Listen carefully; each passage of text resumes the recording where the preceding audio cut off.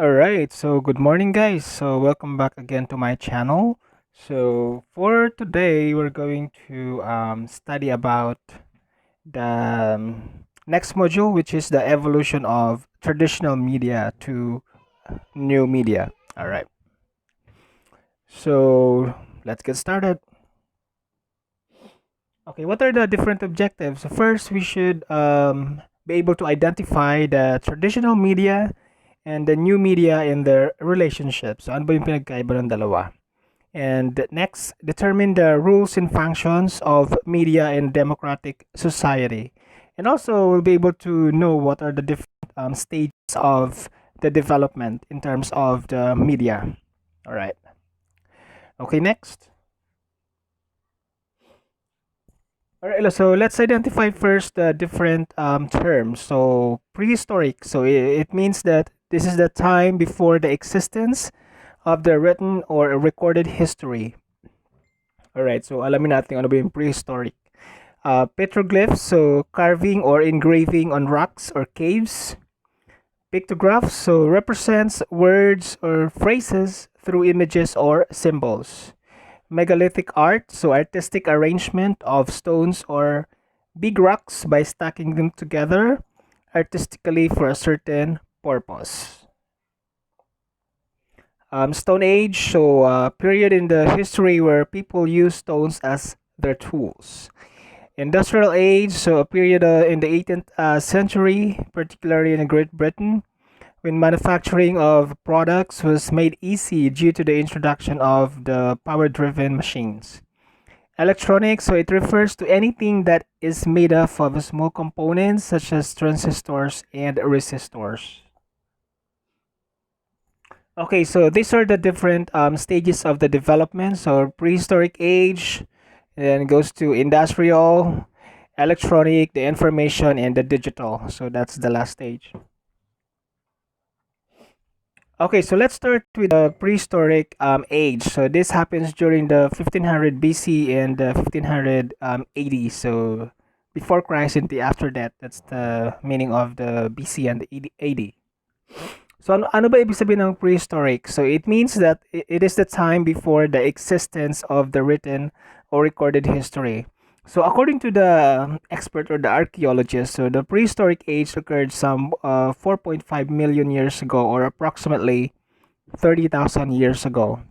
So this era is divided into two periods. So the first one is the Stone Age and the Metal Age. So they are called because of the kind of tools during that period na ginagamit ng mga tao. Okay, let's see. Alright, so as you can see on the picture, so these are the different devices na ginagamit ng mga tao before. Ayun yung nasa cave. So, the way they live, so it actually define kung ano yung ginagawa nila, how they survive. So, they learn how to hunt food for living. Alright, so may mga sharp tools, etc. So let's see. Alright, so they are using sharpened tools made of stones. So sabi nga yun, they learn how to etch on caves. So yung caves yung nagsisilbing big canvas. They use the sharpened tools as their pen. So nagdodrawing sila ng mga animals in natures during those times. So yun yung kanilang way of expressing themselves. So noong unang panahon pala ay marunong na mag-drawing yung mga tao. So as we can see here. Okay, so this is the example of their artwork. So it is the Angono Petroglyphs. So, Rizal siya, makikita natin.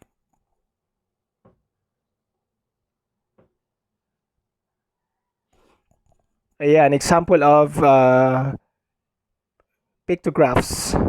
Ayan, so dito makikita natin kung in this picture, it shows the way of their living. Ayun, so makikita natin yung kung paano sila mamuhay. Ayan. It's a very good design, and kung paano nila inukit yung mga different creatures. second. Okay.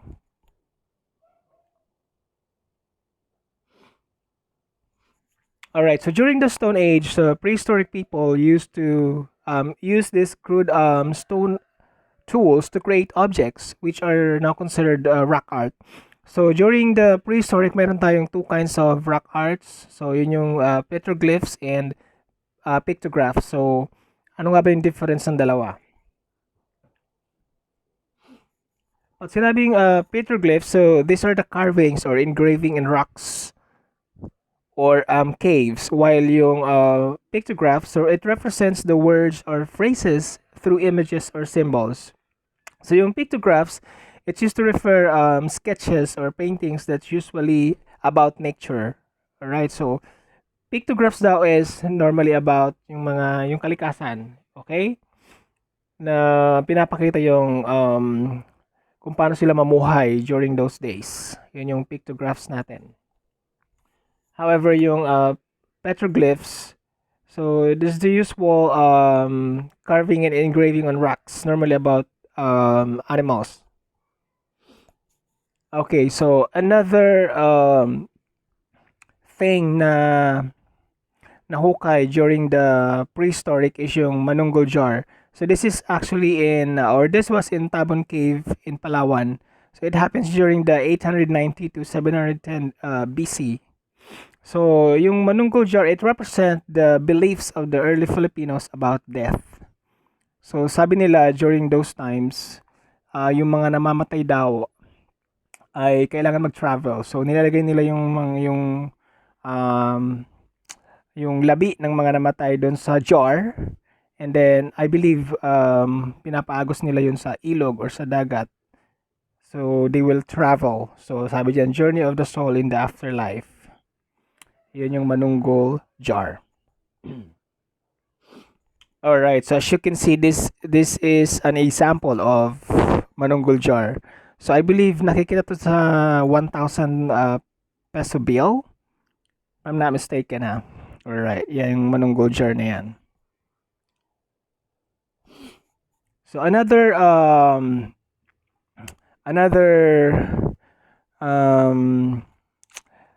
artwork na makikita natin during the prehistoric is yung megalithic art. So it involves the process of arranging or stacking together artistically of the stones or big rocks for a certain purpose. Alright. One of the example of megalithic art is yung Stonehenge. Ito ay makikita sa Salisbury Plains, United Kingdom. Okay? So, sa UK po yung example nito. Ayun. So, it happens during the 3000 to 2000 BC. So, it believed that the Stonehenge is either a burial site or a place used by the early settlers to learn about astronomy. Ayun. So, Salisbury Plains in England. Yun yung Stonehenge natin. And also during the prehistoric age, so sabi nila yung cave paintings daw. So these are the oldest form of media. So tandaan natin guys, oldest form of media yung cave paintings. Another example of masasabi nating nangyari during the prehistoric age is yung tinatawag na oyay or hele. This happens in the Philippines. So, early Filipinos represent a mother's care and love by singing her child to sleep. So, yung ginagawa ng ating mga magulang when we are a child na pinapatulog tayo. Alright, so yun yung tinatawag na oyay or hele. So, hinihele para tayo makatulog. And then another example is the kanyao. So, express tribes' religious beliefs. So the tribes from the Cordillera region performs kanyao as a form of offering. So yung parang mga rituals. Okay, example niyan there. So yun yung makikita nyo sa picture. Ayan, so parang mga traditional people yung ginagawa nila yung kanilang dance, traditional dance. Alright, so that's it for the prehistoric age. Now let's proceed to the next one, the next stage, which is the industrial age. So this happens during the 1700 and 1930s. So most of the people associated with the factories and machines during the industrial age. All right, so it pertains to a place where several factories are located or built. So nakita natin yung transition. So parang nagkaroon ng improvement in terms of the way of living ng mga tao from prehistoric and then transition to the industrial age. So nagkaroon ng mga skilled workers and laborers. Ayun, so nagkaroon ng modernization during the industrial age. So different factories and manufacture products such as textile, paper products, electronic parts, and chemical products are actually exist during the industrial age. And during this period, technology shifted from hand tools. So yung hand tools natin, napalitan na siya ng operating power-driven machines. So doon na nga nag-umpisa yung paggamit ng power loom and steam engine for the transportation. So it made the production and operation of the factories faster and more efficient. So this happens during the industrial age. Ayun, yung steam engine natin, yun yung ginagamit sa transportation and then the power loom. There you go. Alright, also during the industrial age, the concept of mass production or manufacturing of goods in a large quantities was actually introduced using the steam press. Alright, so a steam press used to, this is actually a machine used for printing newspapers. So mass production of the newspapers. So mas napadali yung pag-imprenta ng ating mga newspapers. So during the industrial, so na-invento na pala yung newspapers. Alright. Ito yung steam press natin na ginagamit. Ayan, so still bulky. And also the communication during the industrial age made easier using the telegraph system. So it used to transmit messages from a distance using wire. This was 1837 by William Cooke and Charles Wheatstone. Ayun, so na invento yung first commercial electric telegraph. And because of that, it changes the economic and social organization and the replacement of hand tools and the power-driven machine. Alright, ano ba itsura ng telegraph? So ito ang itsura ng telegraph, guys. So yung ilalim niya ay parang wood. Alright, so kakaiba ang itsura ng telegraph natin before. Ngayon, ang ginagamit natin ay telephone, cellphone. So, very different. And at least yung communication during those days ay mas napadali. So 1840, new railways were built using the Cooke Wheatstone system, and 1866, telegraph cable was successfully laid across the Atlantic. Ito yung dalawang inventor natin, si Charles Wheatstone and William Cooke. Alright, so we're done with the prehistoric and we're done with the industrial. So let's proceed to the electronic age. So this happens during the 1930s and 1980s. So the word electronic is usually associated with things that work using electricity. Yung electronic. And some of the inventions during the electronic age are computers and television. Alright. They actually use sensors and microchips. So, doon na-invento yung mga sensors natin and microchips during the electronic age. And apart from this, also the transistor radio. So, nag-umpisa na rin during the electronic age. Alright, so these are the examples. So, makikita natin yung transistor radio and then yung television, they are using CRT, yung bulky yung likod. So, ayan yung issue ng television natin at may antenna pa siya directly doon mismo sa device. So the information already there during the electronic age. And ano nga ba yung pinagkaiba ng industrial sa electronics? So it's actually quite similar in the sense that they thrive in the manufacturing industries in a faster and more efficient way with the help of the equipment that are operated by machines. However, the different because the equipment in the electronic age is more complex and they run on electricity instead of fuel. So yun yung similarities and difference between the electronic and the industrial. So mas naging komplikado na during the electronic age kasi gumagamit na sila ng mga chips, mga sensors, something like that. So yun yung kaibahan ng dalawa.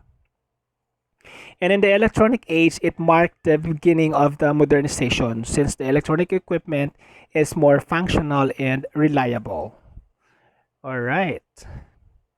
Ayun, yung sensor natin, then the microchip. Kasi nga meron na tayong mga personal computer during the electronic age. So information age or digital age, so this happens 1900 to 2000 up to present. So as you can see, nagkaroon ng overlap. Kasi nga during the electronic age, so andun na yung information. That's why isinama na rin siya as part of the information in the digital age. So it has been defined as the specified data acquired for a specific purpose. So the vital part of the people lives because it makes them knowledgeable and enhances their understanding of the world. So sa information age, mas naging modernized na in terms of the device. So, andun na yung mga smartphones, yung personal computer natin naging flat screen na, nawala na yung mga bulky computers and televisions. Alright. And then, nagkaroon na rin ng mga wearable technologies. So, that those things happens during the information age. So, during these days, we gather information just about anywhere with the use of the technology. And the important thing, so yung mga images, videos, and music, texts, so naging digitalized na, right? During the information age. So we access information in just a click. So napakadali na natin makahanap ng mga information. So ang bilis ng transition. So naimbento na yung mga different devices para mas mapadali yung paghahanap natin ng mga information using the internet. So nag-umpisa na yung internet. Na-invento na yung or yung lumaganap na yung mga different internet service provider during the information age. And also we call it the birth of the new media and digital technology. Although most of the devices still run on electricity, during this time, their multifunctional capabilities makes them different from the machines used in the electronic age. So yun yung difference ng information age from the previous stages. Alright, now let's have the relationship between traditional media to the new media. Ano ba yung pinagkaiba?